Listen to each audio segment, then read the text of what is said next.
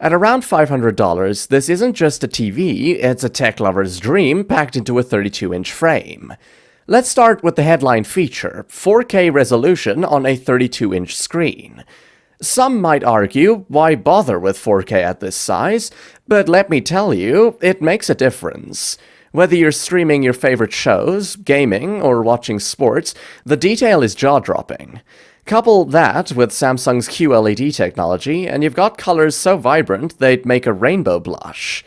The Quantum HDR feature is where this TV really flexes. It enhances brightness and contrast to bring out details in both shadows and highlights. Watching nature documentaries feels like you're stepping into the jungle, and dark, moody scenes in thrillers are immersive without losing detail. The motion accelerator is another standout.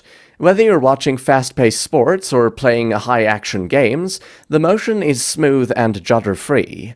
Gamers will love the low input lag and auto game mode, which adjusts settings on the fly for a seamless experience.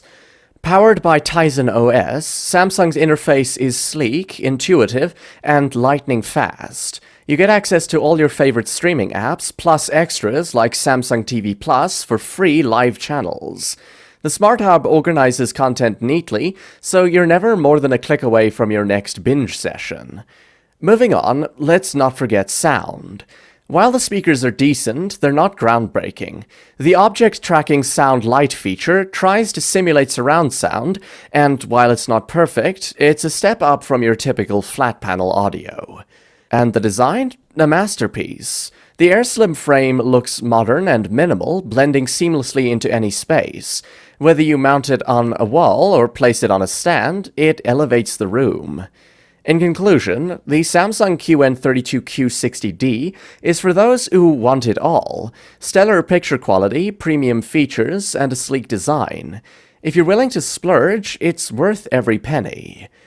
To sum up, what I like is the stunning 4K QLED display with Quantum HDR.